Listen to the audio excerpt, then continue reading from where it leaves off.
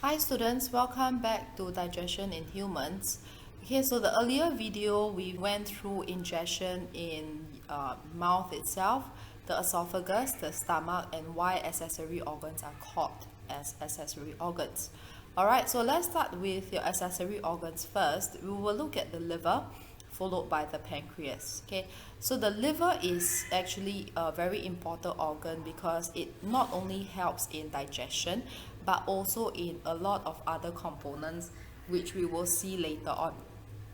Okay, so for the liver, the main thing in digestion itself is that it produces bile. Okay, bile is yellowish green in color, which is why the bile products that are not used up in the emulsification process, which is your physical digestion of fats, will be removed out from the body, giving your defecation, which is your poop itself, this yellowish green color to it. Okay, so liver, the bile that is produced by the liver is an alkaline substance. So this alkaline substance will then be stored in the gallbladder itself here. So the liver will produce it, it is then stored in the gallbladder, and the bile will travel down the bile duct to enter into the first component of the small intestines, which is called the duodenum. Okay, so the bile duct in biology, duct is just anything that helps to transport. In this case, it is transporting bile itself. Okay, so another thing is also recall that your acidic chyme in your stomach is highly acidic, whereas your small intestines has more of an alkaline pH. So which means to say that the bile that is being produced and stored in a gallbladder is highly alkaline, and this highly alkaline substance will partly help to neutralize the highly acidic chyme that is coming down from the stomach into the small intestines. Okay, so over here the bile enters the duodenum via the bile duct and help to neutralize, at the same time provides an alkaline environment. Okay, the importance of bile is that it helps to break up, which is a physical digestion process, also otherwise known as emulsification, whereby your large fat molecules are just simply broken up into smaller fatty globules. Okay, so this is similar to if I put in a few drops of oil into the water itself, okay, and if you let it sit for some time, the little droplets will now all coagulate into one big droplet. Okay, so think of that one big droplet as your large fat molecule. Now what happens when you shake the same cup of water or the same bottle of water containing that large fat molecule? It will break up into smaller fat components. So that is exactly what bile does. It enables physical digestion of fats to increase the surface area to volume ratio, which in turn will help the digestion of the fats via what is known as the pancreatic lipase. Okay, so with that, let's look at your pancreas itself. The pancreas not only enables digestion through the production of enzymes, it also helps in terms of hormone production, which we'll see at another chapter.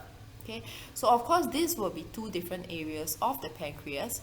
For the purpose of this topic itself, we will only look at the pancreas in terms of digestion.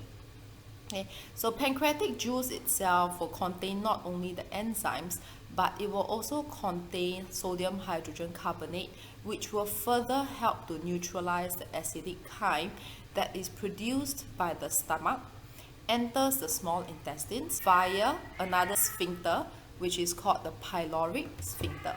Okay, so when it is time for the acidic chyme to enter into the small intestines, the pyloric sphincter will widen slightly and the acidic chyme will slide down into the duodenum. So at the duodenum itself, the acidic chyme will be neutralized by both the bile produced from the liver and the pancreatic juice. Okay, simultaneously, intestinal juice will also help to provide an alkaline environment.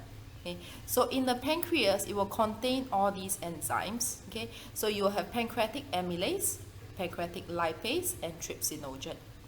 Okay, so pancreatic amylase, it will help to digest whatever starch that has yet to be digested in the mouth down into maltose again. Okay, so pancreatic lipase will digest your fats into fatty acids and glycerol. Okay, so trypsinogen is the only one that is in an inactive form and is secreted by the pancreas. Okay, so once it enters into the small intestines, we will have a series of reactions that take place. We'll look at it in the next page itself. For now, what I want to point out is that, remember, we have got the inactive trypsinogen that is produced by the pancreas.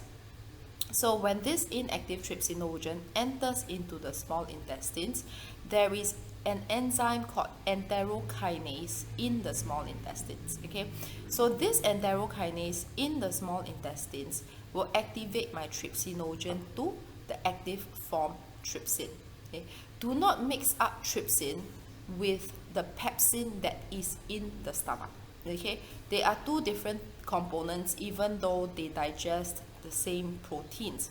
However, they have an optimum pH that is starkly different, one at a very acidic pH and one at an alkaline pH.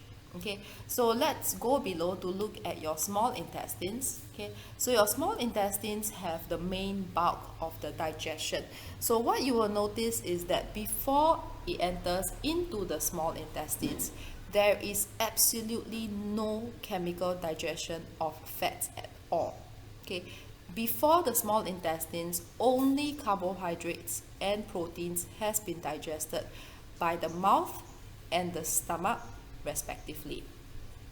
Fat digestion begins in the small intestines, whereby when you take a look at here, you have got the lipase itself. Okay, so lipase, that is the pancreatic lipase. Immediately what happens? The lipids will be digested down, okay, into fatty acids and glycerol, which are completely different products from the original lipids. Okay, now in the small intestine, we have got all these enzymes. So recall back, your salivary amylase and pancreatic amylase will digest your carbohydrates into maltose. Now maltose is not the smallest form yet. Okay, so it is further digested down into glucose by another enzyme, maltase. Okay, so all your disaccharides, your sucrose and lactose as well, is digested by its own respective enzymes, the sucrase and the lactase, into its monosaccharides, which are the simplest forms. Okay, also recall your trypsinogen that has been activated to trypsin. Okay, now this trypsinogen is from the pancreas and it has been activated to trypsin by enterokinase in the small intestines. Okay, so trypsin itself is similar to pepsin in the stomach, in which my proteins are digested down to polypeptides. Okay, so to further digest it, you have the presence of erepsin in the small intestines, which will digest all these polypeptides into the smallest units, which are amino acids. Okay, so you can see that when by the time it reaches the small intestines, all your food components has been digested down to the smallest monosaccharides here, to the smallest amino acids, and to the smallest fatty acids and glycerol. Okay, so there are three parts to the small intestines that you will have to know. So the first part, that most digestion takes place and also where the acidic chyme enters, is known as the duodenum. Okay, the second and the third part, the jejunum and ileum, is mainly for food absorption.